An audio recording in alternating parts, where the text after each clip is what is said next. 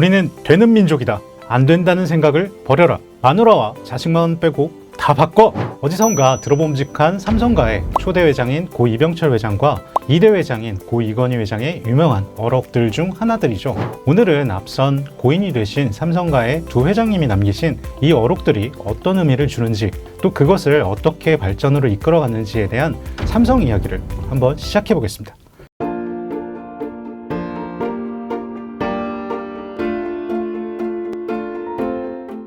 일단 삼성하면 가장 먼저 어떤 것부터 떠오르시나요? 저는 일단 가장 먼저 떠오르는 건 바로 완벽주의와 1등에 대한 집착, 이 정도? 이게 언뜻 들으면 되게 정없어 보이는데, 두 회장님이 강조하던 변화와 혁신, 그리고 이를 통해 우리도 1등을 할 수 있다, 최고를 지향해라 라는 이런 경영 철학이 밑바탕이 되어 삼성이라는 기업 이미지가 주는 자신감이겠죠. 그렇게 다들 아시듯 오늘날 삼성은 세계적 기업이자 우리나라 부동의 재계 서열 1위, 글로벌 브랜드 가치 5위의 대한민국 대표 초인류 기업으로 성장해 있습니다.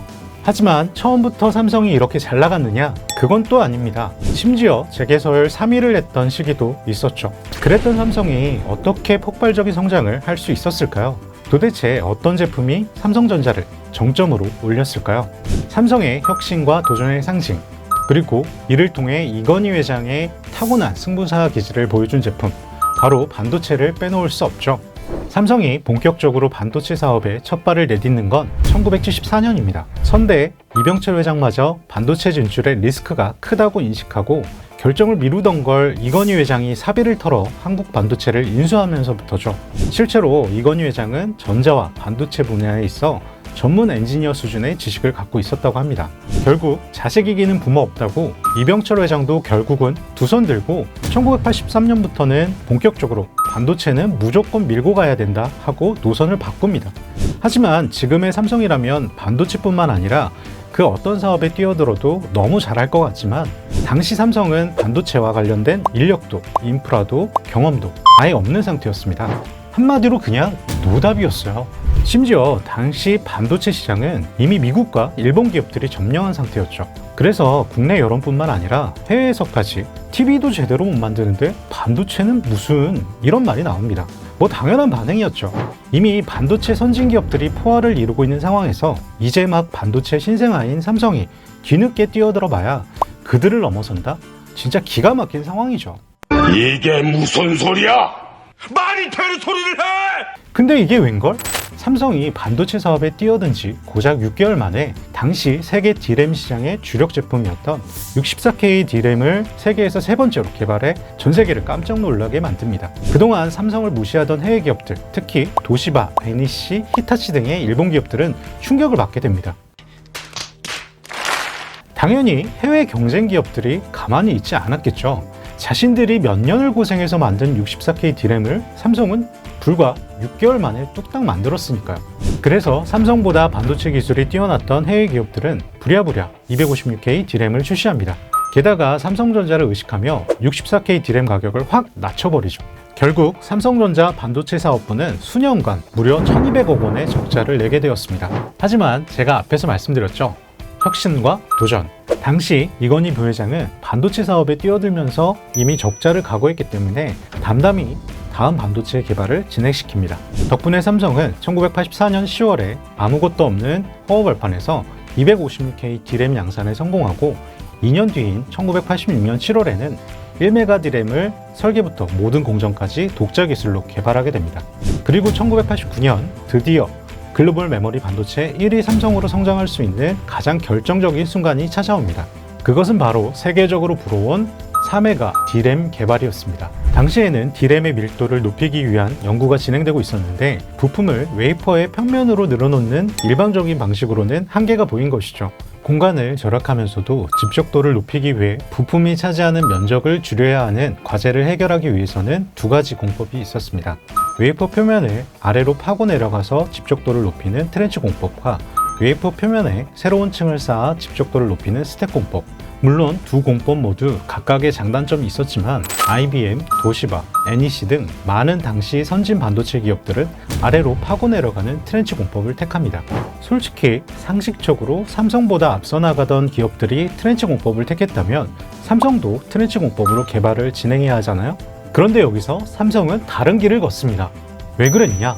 트렌치 공법은 제작하기가 어려워요. 잘 만들면 품질은 좋을 수 있는데 그걸 검증할 방법이 없습니다.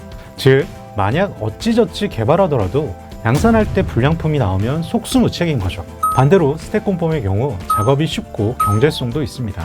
게다가 검증이 가능했기 때문에 문제가 생겨도 쉽게 고칠 수 있었고 덕분에 노하우도 보다 빠르게 얻을 수 있는 장점이 있었습니다. 이런 이유로 삼성전자는 스택 공법을 채택합니다. 결과는 삼성의 승리. 스택 공법을 택한 삼성은 시장을 선점하고 있던 일본 회사와 기술 격차를 빠르게 좁혀나가기 시작하더니 1992년에는 64MB 디램을 세계 최초로 개발하며 경쟁사들보다 앞서 나가기 시작합니다. 여기서 멈추지 않고 이건희 회장은 혁신적인 투자 전략을 통해 승부사적 기질을 또 한 번 보여줍니다. 때는 2000년. 당시에는 300mm 웨이퍼 생산량이 증가하던 시기였습니다. 이 300mm 웨이퍼를 도입하면 기존 200mm 웨이퍼에 비해 약 2.25배 더 많은 반도체를 생산할 수 있고 제품의 원가까지 대폭 절감할 수 있었습니다. 하지만 당시 반도체 업계는 상황이 썩 좋지가 못했습니다. 전 세계 반도체 기업이 구조조정까지 진행하고 있었거든요.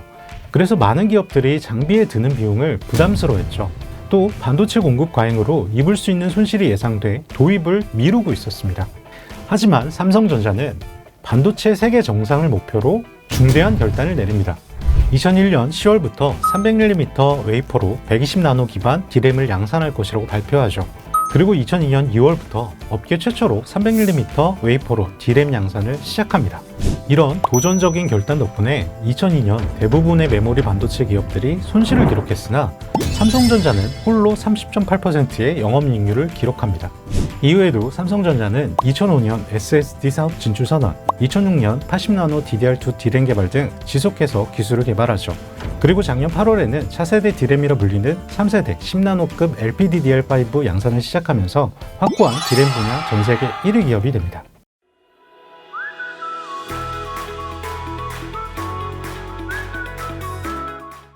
그리고 현재 삼성전자는 디램뿐만 아니라 또 다른 메모리 반도체인 낸드 플래시 시장에서도 압도적인 1위 모습을 보이고 있는데요. 낸드 플래시는 디램과 다르게 전원이 꺼져도 저장한 정보가 사라지지 않는 메모리 반도체로 1980년에 도시바가 처음 개발했습니다. 그래서 90년대 초까지는 도시바가 낸드 플래시 시장에서도 절대 강자로 군림하고 있었죠. 그런데 어떻게 지금 삼성이 그런 도시바를 제치고 낸드 플래시 1위 왕자를 차지하고 있을까요? 사실 낸드 플래시는 플래시 메모리의 한 종류입니다.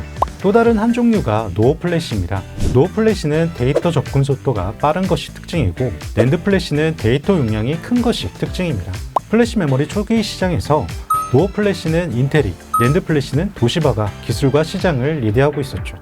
그러던 와중 1992년 삼성의 결정적인 기회가 찾아옵니다. 도시바가 인텔의 노어 플래시 진영과 경쟁하기 위해 낸드 플래시 진영에서 우군이 필요했거든요. 그래서 한 수 아래로 봤던 삼성전자에게 손을 내밀어 기술 라이선싱을 부여합니다. 그런데 이 결정이 도시바 입장에서는 최악 오브 최악의 결과를 낳습니다. 도시바 덕분에 삼성전자는 낸드 플래시 핵심 기술을 확보할 수 있었습니다. 그리고 삼성전자의 낸드 플래시 사업은 뜻밖의 조력자를 만나면서 전성기를 맞이하죠. 그 조력자는 향후 스마트폰 시장에 삼성과 가장 치열한 경쟁을 벌이는 애플이었습니다. 2005년 9월 애플은 아이팟 미니의 대체품으로 아이팟 나노를 출시했는데요. 당시 아이팟 나노의 용량은 1에서 4GB 정도인데 크기는 50g이 채 되지 않았습니다. 따라서 기존처럼 하드디스크 드라이브를 사용할 수 없었고 노어 플래시도 무려 64개 정도를 탑재해야 했죠. 반면 낸드 플래시는 칩당 밀도가 높아 10개 이하만 사용해도 됐기 때문에 애플은 낸드 플래시를 탑재하기로 결정했고 파운드리를 함께 운영하던 삼성전자에게 낸드 플래시 생산을 맡기게 되죠. 당시 아이팟 나노는 선풍적인 인기를 끌면서 다른 제조업체들도 유사한 제품들을 만들기 시작합니다. 이는 곧 낸드 플래시 수요의 증가로 이어졌는데요. 이미 낸드 시장 1위를 차지하고 있던 삼성전자는 2004년부터 2005년 매출액이 전년 동기 대비 1.5배가 증가하면서 명실상부한 메모리 시장의 강자로 자리매김합니다. 이후 삼성전자는 2013년 8월 3차원 수직구조 낸드 플래시 메모리도 개발했는데요. 3차원 수직구조 낸드 플래시는 수직으로 쌓아올린 적층 공정과 원통형 셀 구조를 도입한 기술로 반도체 미세화 기술의 한계를 극복함과 동시에 반도체 관련 기술력으로도 세계 정상을 찍게 됩니다. 자, 그렇다면 메모리 반도체의 절대 강자 삼성전자의 향후 꿈은 무엇일까요? 바로 2030년까지 글로벌 시스템 반도체, 즉 비메모리 반도체에서도 세계 1등을 차지하는 것입니다. 그리고 그 꿈을 이루기 위해 삼성은 171조 원을 투자하면서 발빠르게 움직이고 있죠. 이에 따라 첨단 파운드리 공정 연구개발과 생산 라인 건설에 더욱 박차를 가하고 있습니다. 또 삼성전자의 이러한 결정은 정부의 종합반도체 강국을 위한 정책과도 일맥상통해서 성공할 가능성이 꽤 높은데요. 물론 파운드리 시장 50% 이상을 차지하고 있는 TSMC라는 강력한 라이벌이 있긴 하지만 삼성은 모두가 할 수 없다고 말할 때 도전과 혁신으로 세계 최고의 실력을 보여줬습니다. 이제 삼성전자가 메모리와 비메모리 시장에서 초격차를 만들어 K반도체의 힘을 보여주는 모습이 나오길 기대합니다.